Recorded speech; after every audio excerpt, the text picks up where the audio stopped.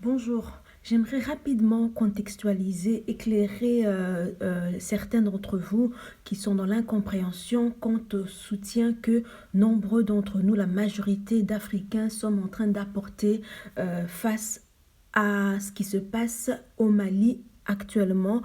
Comme vous le savez tous, le Mali a reçu récemment un embargo économique qui a pour objectif de la CEDEAO avec derrière l'Union européenne et qui, vous savez, cet embargo a pour objectif d'asphyxier économiquement le Mali, surtout le peuple malien, et les amener à abdiquer, à céder et à lâcher prise. Et donc, face à cet embargo, nous, en tant qu'Africains conscients, pleinement conscients des enjeux, nous avons décidé d'apporter notre soutien au Mali. C'était un soutien qui n'est pas adressé directement à la junte militaire qui a décidé de se maintenir pour l'instant au pouvoir afin de régler certaines choses impératives, importantes, qui dépendent de la survie du Mali, notamment la souveraineté du Mali, la véritable indépendance politique et économique de ce pays qui est mis à feu et à sang, qui est saigné à blanc économiquement depuis la colonisation, l'esclavage jusqu'à ce jour. Le peuple malien, le pays qui détient le plus de réserves d'or, ne se réjouit pas de ces ressources naturelles qui devraient normalement, tout comme la population du Qatar ou de l'Arabie Saoudite, les Maliens devraient vivre dans la prospérité et l'abondance, et malheureusement ce n'est pas le cas. Et voilà, en tout cas, la première cible, évidemment, quand on soutient le Mali, c'est comme si on était contre la France.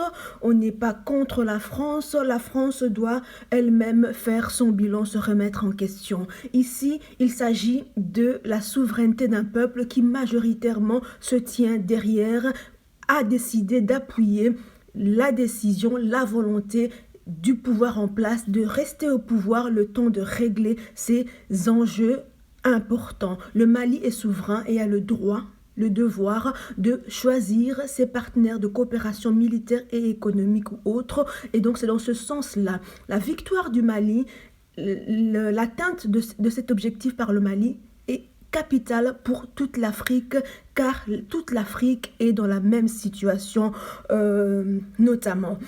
Et donc, mon soutien au Mali, ce n'est pas envers la junte militaire qui se maintient au pouvoir, mais c'est envers la volonté du peuple malien de devenir souverain. Donc, pour la deuxième partie de mon intervention, j'aimerais juste préciser ceci.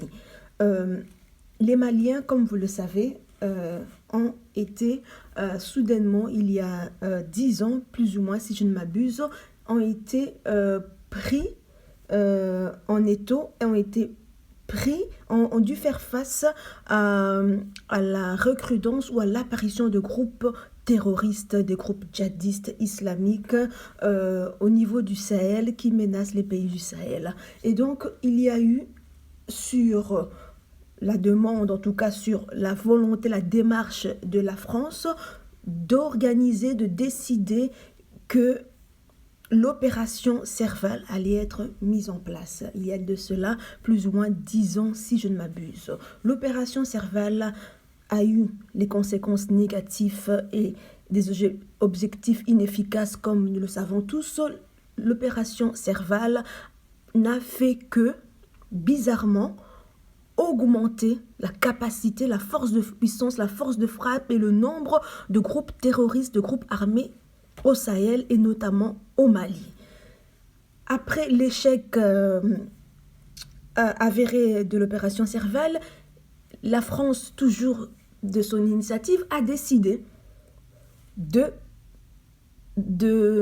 proposer, en tout cas d'emmener l'opération aujourd'hui qu'on appelle Barkhane, qui est un nouveau nom, un peu comme le franc CFA que la population africaine rejette et que la France décide avec ses hommes de main, décide de juste remodeler, faire une opération esthétique au franc CFA et l'appeler l'ECO. C'est la même chose avec l'opération Serval qui est devenue l'opération Barkhane. Et avec, dans ce contexte-là, dans cette situation-là, il faut savoir que pour les Maliens, plus de 10 ans sous le joug des groupes armés, des groupes terroristes, des groupes djihadistes qui ne font qu'augmenter en puissance, ils ont décidé de faire appel à l'aide des Russes pour venir les aider, car l'inefficacité des militaires français, de l'ONU, de l'Union européenne étant avérée, ils ont demandé de l'aide supplémentaire de la part de la Russie et c'est dans leur droit en tant qu'État souverain de demander de coopérer avec la Russie, avec laquelle la Fédération russe a signé un traité de coopération depuis 1960 avec l'État malien. Et donc, c'est tout à fait normal et légitime pour les Maliens de faire intervenir la Russie. Et donc, il n'y a pas noir-blanc dans la vie, il n'y a pas pour ou contre. Parfois, il y a des zones grises. Ici, on est en zone grise. On ne soutient pas les militaires, mais on soutient le Mali